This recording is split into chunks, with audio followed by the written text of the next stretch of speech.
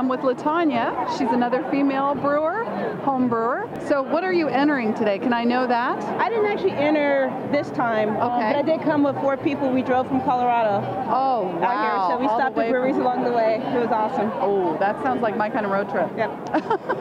But anyway, no. So what's your favorite style of beer? Whatever's in my hand. Okay. No, wet? Typically, I'm more traditional styles like IPAs, ESBs, German styles. So. Okay. So do you like your IPAs really high hops, like above 70 to 100, or? It kind of depends. I like a good balance.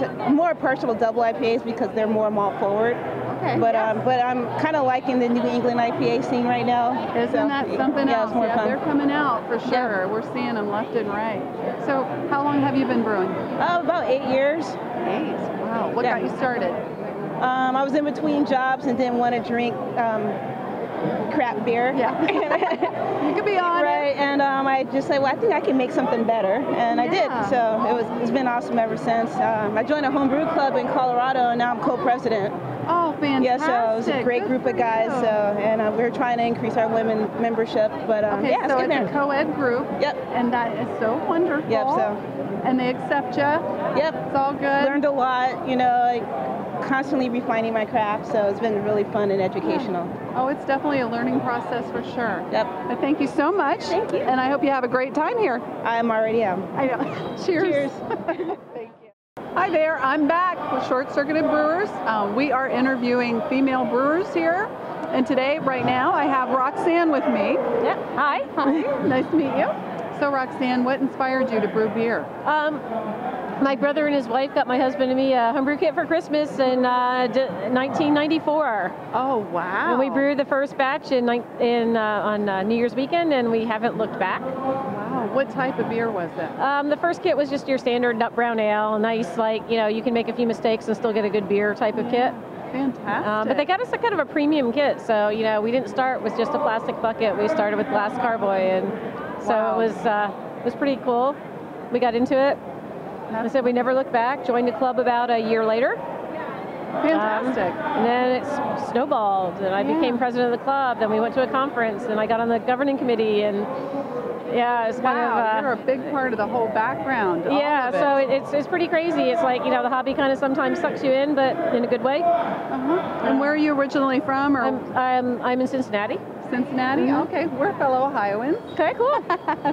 Fantastic.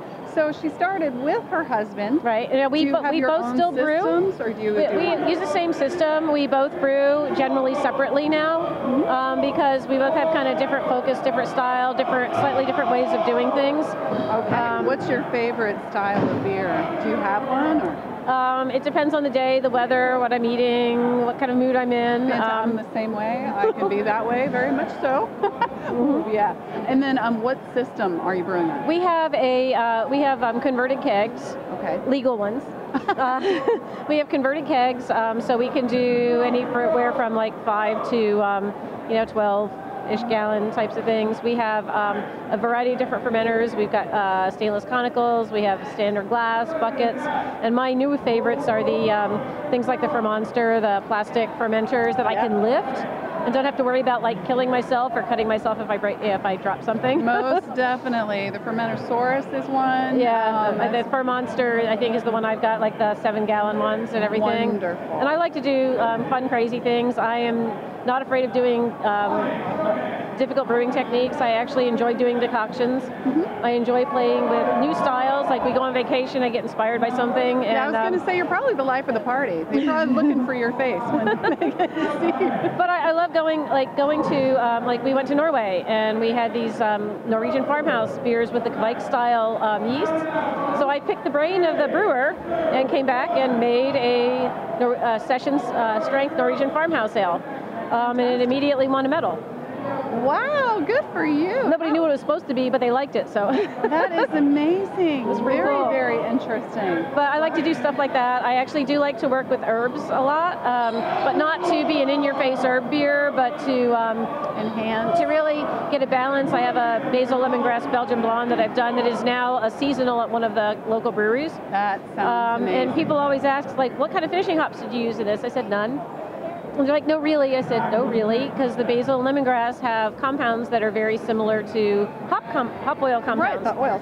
But if I used finishing hops, I would have just overwhelmed those more subtle flavors that came in with the herbs. So it's a lot of fun. It's a creative side. I like doing that. I love the community aspect of the AHA and our homebrew club. Yeah, so I'm sure it's a lot of fun. We feel the same I'm way. going to plug our big competition. Comes up in August. It's August 18th. It's called Beer and Sweat. Okay. Sweat because it used to be outside in August. Okay. But it is an all keg competition. Oh, wow. In Cincinnati, so you have to travel to be there. So we have like a bottle share the night before. We do judging in one round. We're actually having a technical talk this year from Fermentations. And then after best of show, because you have to travel, you can't ship a keg. We have a very large party and a big raffle to defray our hotel costs. Yes. Oh, I bet. It ends up being an expensive event. But if anybody in your podcast is in the close enough to Ohio, definitely Beer and Sweat. That's a great competition to look up. It's one of a kind. Fantastic. Well, thank you so much, Roxanne. It's a pleasure to meet you, and I wish you best of luck today. Thank you very much. We're here at the NHC for Short Circuited Brewers, and with me is Debbie, and she is a female home brewer. So, Debbie, how long have you been doing this? It will date me, but since about 1988. Fantastic. So is it true that you are like the top person to get this all organized and get women into it? And Oh, I'm just one of many cogs in the machine, but definitely, I've been part of the governing committee for AHA for a few years, and diversity was definitely one of the opportunities or one of the challenges I thought we should address. So definitely been very involved in the diversity efforts. Fantastic. Okay, so what is your favorite style of beer to brew? It's probably surprising for a lot of folks, but I really like stouts. I like to brew stouts. I think it's very approachable. It's easy for any level of brewer, but yet as a beer, I really love the nuances between a nice dry, American stout, Irish stout, and it's a real people pleaser.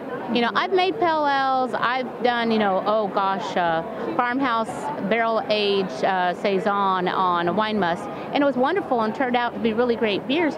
But creating something that's simple, nice, and people enjoy and realize they can create it too is just one of my favorite things to do. Fantastic. Well, I wish you lots of luck today, and thank you so much for the interview. Oh, you're welcome. Thank you, Kelly. Appreciate it.